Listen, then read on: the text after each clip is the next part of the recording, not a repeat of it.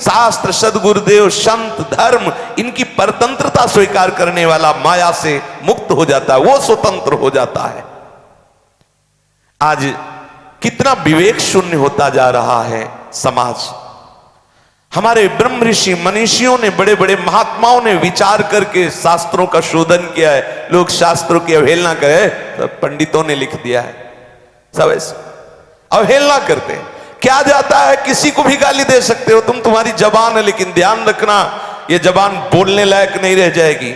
ऐसी दुर्गति होगी कि बोलने लायक नहीं रहोगे। अभी है, बोल लो, गाली दे लो, चाहे सूरदास को दे लो, चाहे तुलसीदास जी को दे लो, चाहे शंकराचार्य को बोल दो, वाणी है तुम्हारी। लेकिन ध्यान रखना, तुम्हारे पुरखे भी जो ऊपर है ना, वो भी नरक पहुंच जाएंगे।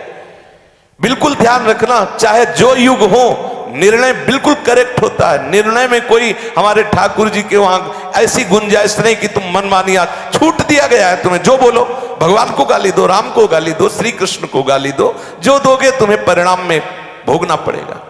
सावधान हो जाओ।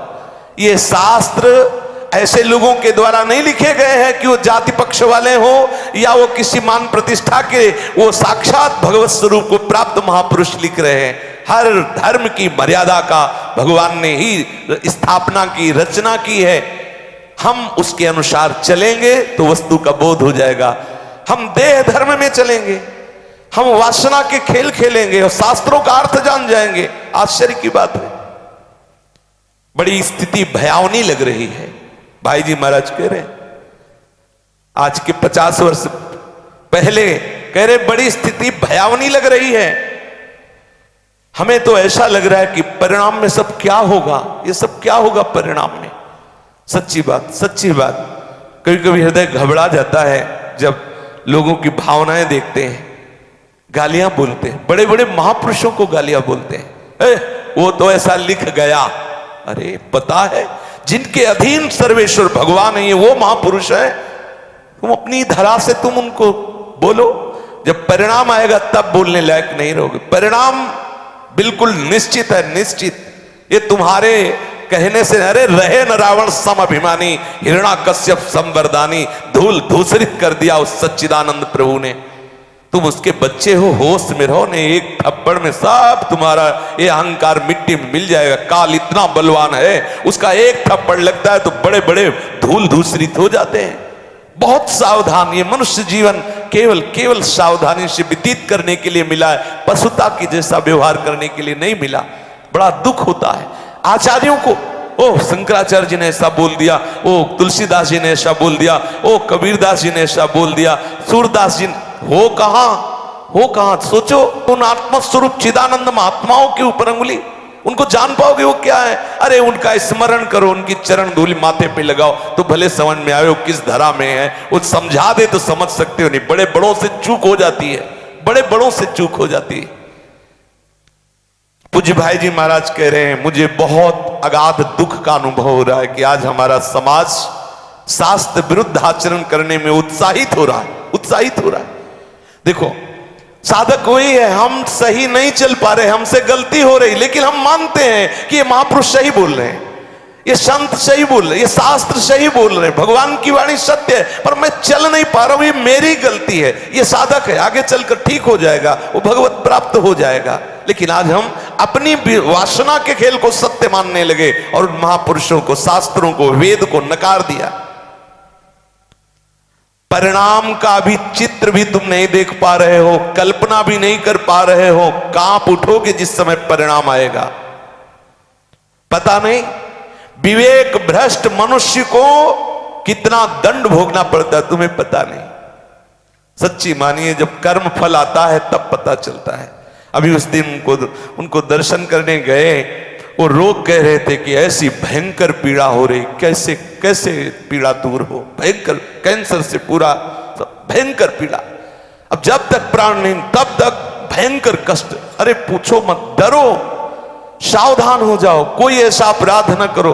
अरे वैसे ही हम वासना से पीड़ित हैं और ऊपर से भयंकर महापुरुषों का अपराध कर लेंगे तो दुर्गति हो जाएगी। अरे कम से कम हम नीच हैं, पामर हैं, कामी क्रोधी हैं, कभी न कभी इन सिद्ध महापुरुषों की दृष्टि हो जाएगी तो हमारा मार्ग खुल जाएगा। लेकिन हम उस मार्ग के प्रदान करने वाले महापुरुषों को ही गालियां दें, ऐसे है ये सब। बहुत सावधान, वाणी को संभाल करके, कहीं ऐसा अपराध न बन जाए कि तुम्हें मनुष्य शरीर मिला है और वो भी छिन जाए, फिर ऐसे डाले जाओगे। भगवान जब तुम्हें केचुआ बना देगा तब क्या करोगे? तुम्हें भगवान जब मेढक बना देगा, नाली का कीड़ा बना देगा, तुम्हें सुअर बना, फिर क्या करोगे? भूने जाओगे जैसे भुट्टा भूंजा जाता है। साफ तुम्हारा अहंकार धूल धूसरित हो जाएगा। जैसे अभी तुम कर रहे हो अन्य जीवों के साथ, ऐसे तुम्हारे साथ बर्ताव होगा। बहुत सावधान, बहुत। ये महापुरुष जन मां की तरह हृदय में पीड़ा रखते हैं, इसलिए कह रहे हैं मुझे अगाध दुख हो रहा है। अरे तुम चित्र भी नहीं देख पा रहे हो कि तुम्हें परिणाम में क्या भोगने को मिलेगा। जो तुम कर्म कर रहे हो, जो तुम शास्त्र मर्यादा के विरुद्ध आचरण, जो शास्त्र के महापुरुषों की निंदा कर रहे हो, वेद की निंदा कर रहे हो, भगवान की निंदा कर रहे हो, उसका परिणाम जानते हो? तुम्हारे हृदय में चित्र भी नहीं है, उस बात की कल्पना भी नहीं कि तुम्हें क्या भोगना पड़ेगा।